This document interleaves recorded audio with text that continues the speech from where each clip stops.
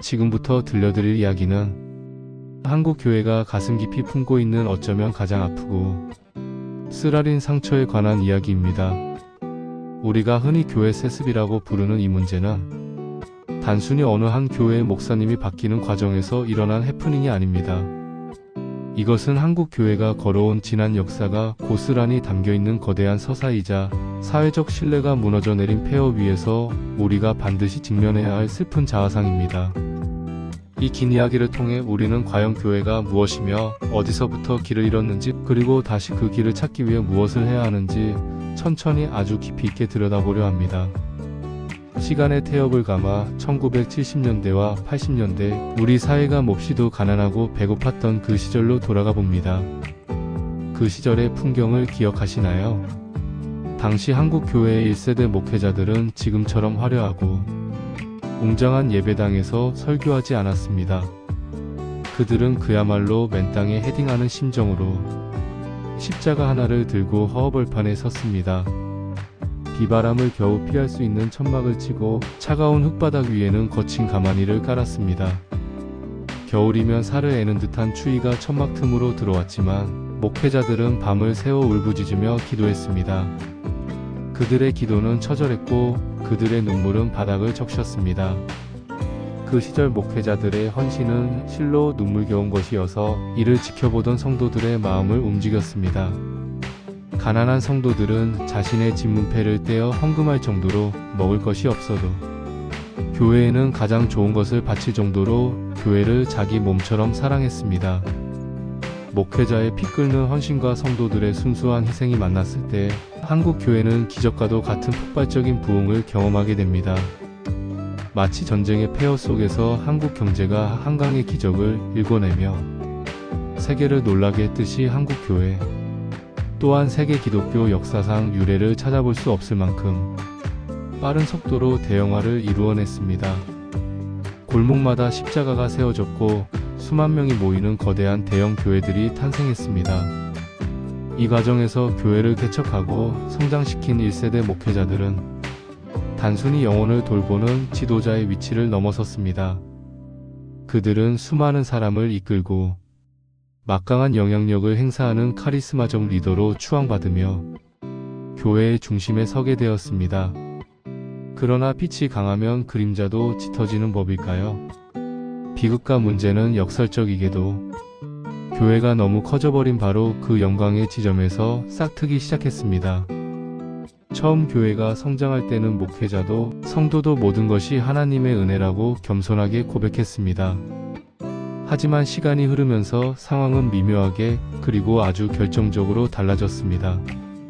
눈앞에 보이는 거대해진 예배당 건물, 매주 거치는 상상할 수 없을 만큼 막대한 재정, 그리고 수만 명의 사람을 일사불란하게 움직일 수 있는 힘과 권력은 어느새 하나님께 돌려드려야 할 영광이 아니라 목회자가 놓치고 싶지 않은 반드시 지켜야 할 기득권으로 변질되어 버렸습니다. 인간의 마음이란 참으로 연약한 것이어서 처음에 순수했던 헌신은 서서히 소유욕으로 바뀌어 갔습니다. 세월이 흘러 1세대 목회자들이 은퇴할 시기가 다가오자 그들의 마음속에는 깊은 불안감이 피어오르기 시작했습니다. 내가 평생 피땀 흘려 굶어가며 일군 이 교회를 얼굴도 모르는 생면부지의 후임자가 와서 망치면 어떡하나? 라는 걱정이 그들을 잠식했습니다. 그리고 또 하나 말 못할 두려움이 있었습니다. 거대해진 교회를 운영하면서 생긴 복잡한 내부 사정들, 특히 밖으로 드러나면 곤란한 불투명한 재정 문제 등을 외부인이 알게 되었을 때 발생할 파장에 대한 지극히 인간적인 두려움과 욕심이 고개를 든 것입니다. 나를 지켜줄 사람이 필요하다, 내 업적을 보존해줄 사람이 필요하다는 욕망이 신앙을 압도하기 시작했습니다. 이때 목회자들의 이러한 불안과 욕심을 해결해줄 가장 손쉬운 해결책이자 가장 확실하고 믿을 수 있는 대안으로 등장한 것이 바로 아들이었습니다. 어릴 때부터 아버지의 목회를 지켜봐왔고 아버지가 유학까지 보내 화려한 스펙을 쌓아준 아들 목사는 아버지에게 있어 그 누구보다 신뢰할 수 있는 후계자였습니다. 남들은 알 수 없는 아버지의 마음을 이해하고 아버지의 과오까지도 덮어줄 수 있는 유일한 존재, 바로 핏줄이었기 때문입니다. 그렇게 강단에서 말씀을 선포할 수 있는 신성한 권한인 강단권과 교회에 막대한 돈을 집행할 수 있는 재정권, 그리고 사람을 세우고 내보낼 수 있는 인사권은 아버지에게서 아들에게로 넘어갔습니다. 이는 마치 조선시대의 왕이 왕자에게 왕위를 계승하는 것, 혹은 오늘날 한국의 재벌 기업 총수가 자녀에게 경영권을 승계하는 모습과 너무나도 닮아 있었습니다.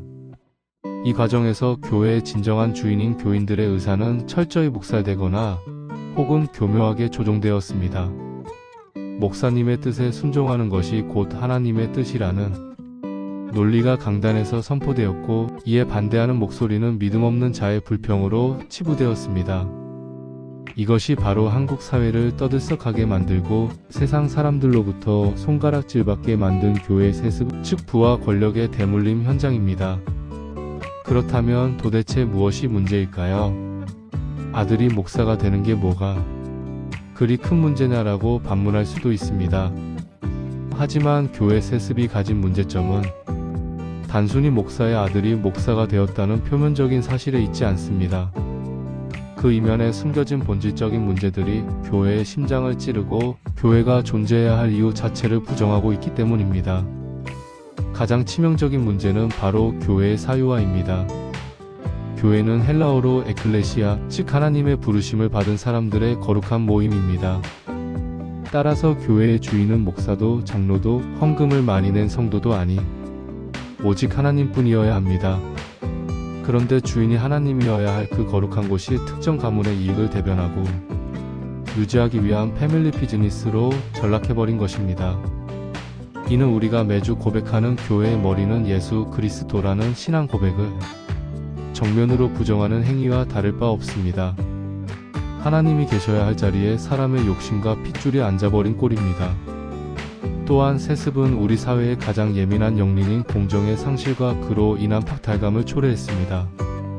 지금 이 순간에도 수많은 젊은 부목사와 신학생들은 사역할 임지를 찾지 못해 거리를 헤매고 있습니다.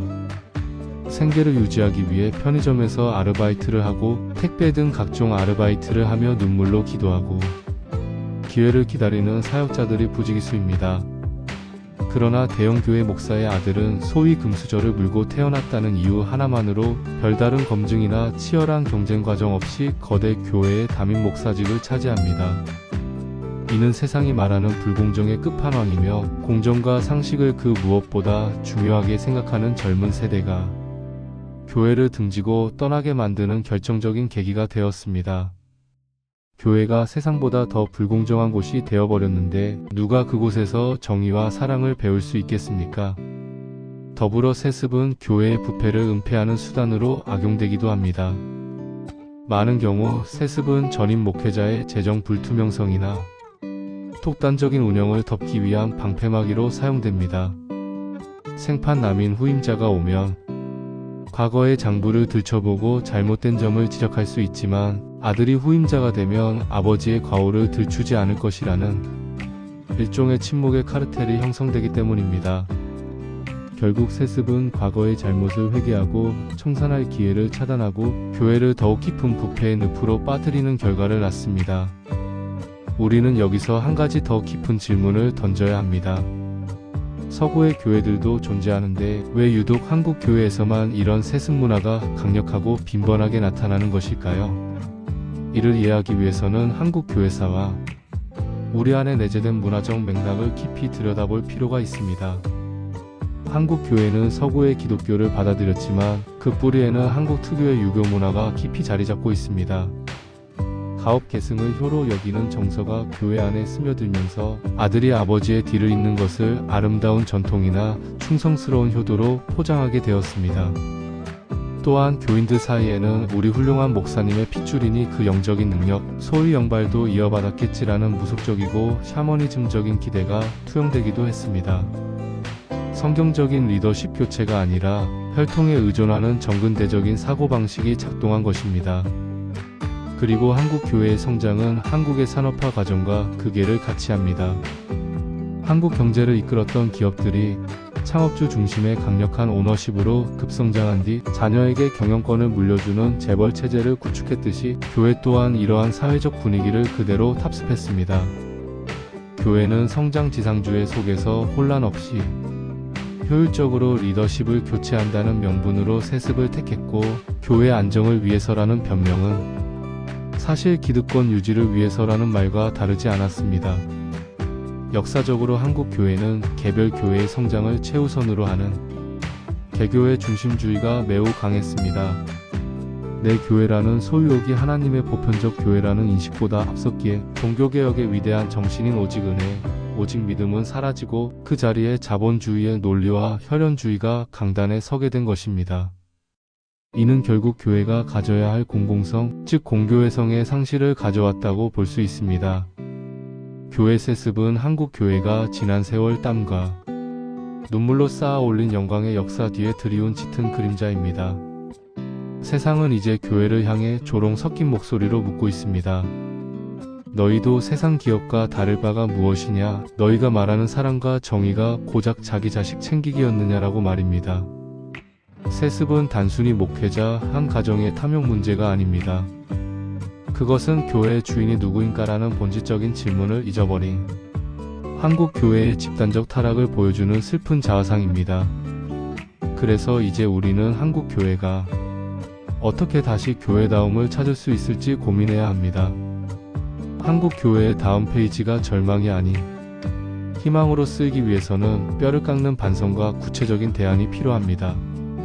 첫째, 무엇보다 교회의 주인은 하나님이라는 신앙 고백의 실천적 회복이 필요합니다. 교회는 목사의 것도 장로의 것도 성도의 것도 아닌 오직 하나님의 것이라는 고백을 다시금 가슴에 새겨야 합니다. 그리고 이것은 단순한 구호로 그쳐서는 안 됩니다. 교단 헌법이나 교회의 정관법규에 목회자 세습 금지를 명문화하여 인간의 욕심이 개입할 틈을 제도적으로 차단해야 합니다. 패밀리 비즈니스가 아닌 하나님의 에클레시아로 돌아가기 위해 기득권을 내려놓는 운동이 교계 전반에서 일어나야 합니다. 둘째, 투명한 운영 시스템을 구축하여 침묵의 카르텔을 타파해야 합니다. 세습의 주요 원인 중 하나인 감추고 싶은 비밀을 없애야 합니다. 이를 위해 재정 운영의 투명성을 획기적으로 높여야 합니다. 외부 감사를 의무화하고 재정 장부를 성도들에게 투명하게 공개하여 내부 사정을 들키면 곤란하다는 자체를 제거해야 합니다. 아들이 아니더라도 누가 후임으로 오든 문제가 없는 깨끗하고 투명한 교회를 만드는 것이 선행되어야 합니다. 셋째, 청빙 과정의 공정성을 확보하고 민주적 절차를 정착시켜야 합니다. 금수저 세습으로 인한 박탈감과 불공정을 해소하기 위해 담임 목사 청빙 과정에서 성도들의 의사가 민주적으로 반영되어야 합니다. 특정인 특히 전임 목사의 영향력을 배제하고 공개적이고 공정한 검증 시스템을 통해 준비된 후임자를 선출해야 합니다. 이는 몇몇 사람의 밀실 야합이 아닌 성도 전체의 총의를 묻는 과정이어야 하며 이를 통해 젊은 세대에게도 공정한 기회가 주어지는 정의로운 풍토를 만들어야 합니다. 넷째, 공교회성을 회복해야 합니다. 내 교회만 잘되면 그만이라는 개교의 중심주의에서 벗어나야 합니다. 교회는 세상 속에 존재하는 성과 같은 곳이 아니라 사회적 책임을 다하고 이웃교회와 연대하는 공적인 공동체입니다. 성장을 위한 속도와 효율성보다는 조금 느리더라도 바른 길을 가는 윤리적 리더십을 훈련해야 합니다. 결국 한국 교회의 회복은 기득권을 내려놓고 십자가를 다시 지는 것에서 시작됩니다. 사유화된 욕망의 자리에 다시금 예수 그리스도의 주권이 세워질 때 한국 교회는 잃어버린 사회적 신뢰를 회복하고 진정한 복음의 능력을 세상에 보여줄 수 있을 것입니다. 1970년대 천막교회 시절 그 가난했지만 뜨거웠던 순수함으로 돌아가야 합니다. 아들에게 교회를 물려주는 것이 아니라 하나님께 교회를 돌려드릴 때 비로소 한국 교회는 다시 일어설 수 있을 것입니다. 이것이 우리 시대가 교회에 던지는 엄중한 명령이자 우리가 써내려가야 할 새로운 역사의 첫 줄이 될 것입니다.